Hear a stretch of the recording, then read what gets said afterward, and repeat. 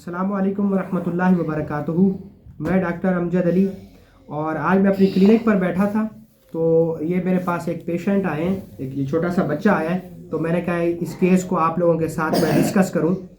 ये छोटा सा बच्चा है, देखें दिखने में बिल्कुल ठीक ठाक है ये बच्चा, और इसकी वालदा साहिबा इसके साथ आई हैं। वो बच्चे की केस हिस्ट्री बता रही हैं कि ये बच्चा जब पैदा हुआ था तो बिल्कुल नॉर्मल था, बिल्कुल ठीक ठाक था। जब बच्चे की उम्र 8 से 9 महीने हुई, तकरीबन 8 महीने की उम्र में, तो फिर अचानक से इसको झटके लगना शुरू हो गए और रात को ये ठीक ठाक सोया और सुबह को उठकर इसकी सारा एक हिस्सा जो है, ये हिस्सा जो मैंने पकड़ा हुआ है, ये सारे का सारा हिस्सा मफलूज हो चुका था। उस दिन के बाद ये बच्चा अब फिर अजीबो गरीब हरकतें करता है और कभी कभी इसकी सुनने की हिस्स बहुत कम हो जाती है और कई कई दिन तक ये नहीं बोलता और उसके बाद फिर अचानक से ये बोलने भी लग जाता है और चीज़ों को सही तरीके से पिकअप नहीं करता, इसका दिमाग नहीं ठीक तरीके से काम करता। तो ये क्या बीमारी है और ये बच्चों को क्यों होती है? दरअसल ये सीपी चाइल्ड कहलाता है। ये मर्ज जो है, क्योंकि इंसान का पूरा जो जिस्म है वो तो माँ के पेट में बनता है, लेकिन जब इंसान का जो दिमाग है वो इस दुनिया में आने के बाद बनता है। तो सेम इस बच्चे के जिस्म के अंदर भी जो बीमारी है वो वही सारी दिमाग की ही है। क्योंकि बच्चे की पैदाइश के बाद 2 साल तक बच्चे का ब्रेन बनता है और उस वक्त जहाँ पर सारा काम हो रहा होता है वो दिमाग पर हो रहा होता है। तो जो पूरी ब्लड सर्कुलेशन होती है वो दिमाग की तरफ होती है।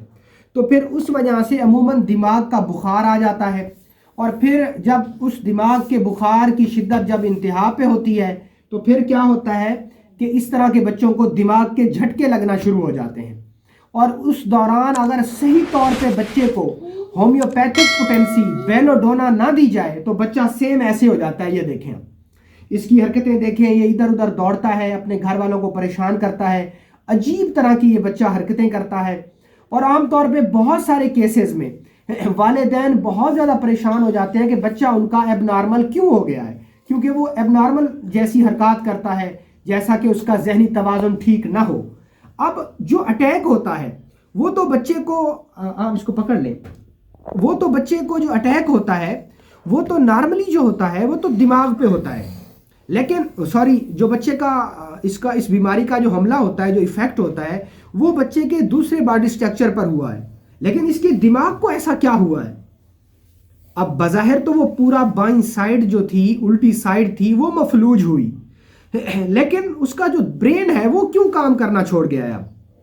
उसकी एक बड़ी वजह ये है क्योंकि ये जो मसला हुआ है वो उसके पूरे उस हिस्से के साथ साथ उसका इफ़ेक्ट उसके दिमाग पर भी हुआ है। जैसे उसके दिमाग पर ऐसा इफ़ेक्ट हुआ है तो फिर उसमें क्या होता है कि बच्चे का अमूमन जहनी तवाज़ुन बिगड़ जाता है।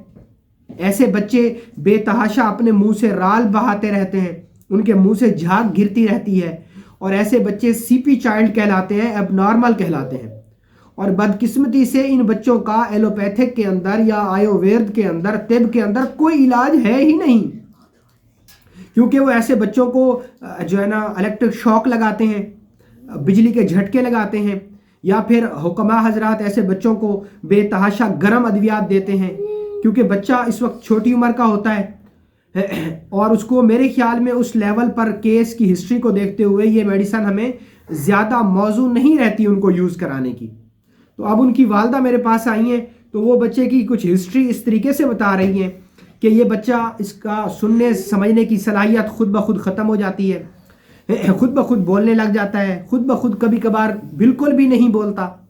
कभी कभार बिल्कुल सही सुनने लग जाता है और कभी कभार बिल्कुल भी नहीं सुनता, यानी अजीबो गरीब हरकत और सकनात करता है। और यहाँ तक कि हमारे माशरे में तो कुछ लोग इनको भूत प्रेत की भी बाधा बता देते हैं कि शायद कि ऐसे बच्चों पर कोई भूत प्रेत हुआ है। तो ऐसा कुछ नहीं होता। ये बच्चा जो है ये सीपी चाइल्ड है, इसका जो असल मसला है वो ब्रेन में है, दिमाग में है। आपने अक्सर और बेशतर ऐसे बच्चे देखे होंगे कि जो कम उम्री में ऐसे हो जाते हैं, उनको झटके लगना शुरू हो जाते हैं। अगर आपके घर में कोई ऐसा बच्चा है जिसको झटके लग रहे हैं, جس کو جھٹکے لگ رہے ہیں اور اس کا بخار مسلسل اینٹی بائیوٹک دینے کے باوجود بھی اس کا بخار نہیں رک رہا، اس کو مسلسل آپ پیناڈول دے رہے ہیں یا کوئی اور ایلوپیتھک ٹریٹمنٹ دے رہے ہیں یا آپ اس کو ہومیوپیتھک ٹریٹمنٹ دے رہے ہیں، اس کے باوجود بھی بچہ صحیح نہیں ہو رہا،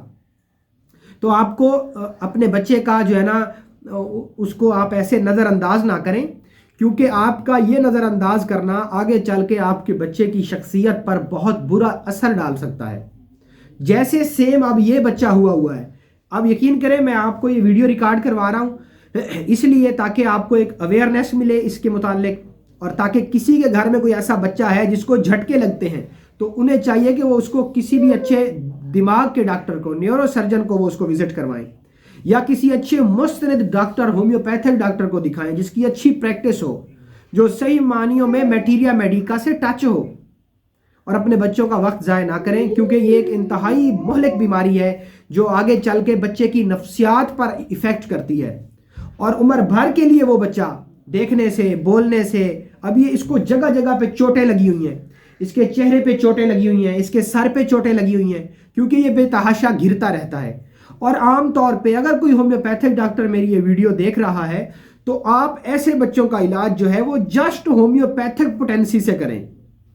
ہومیوپیتھک ایک ایسی سیف پوٹینسی ہے جو کہ دماغ سے ریلیٹڈ تمام بیماریوں کا، سر سے ریلیٹڈ تمام بیماریوں کا، جبکہ بلڈ سرکولیشن جو ہے وہ ساری دماغ کی طرف ہو رہی ہو،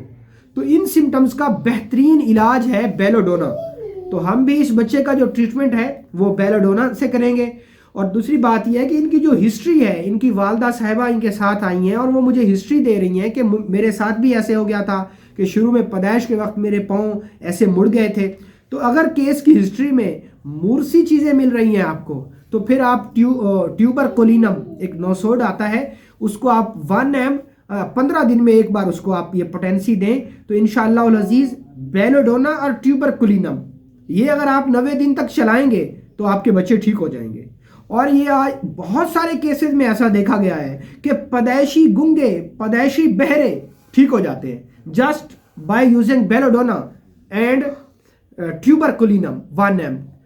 آپ ان 2 سنگل ریمیڈی کو یوز کرتے ہوئے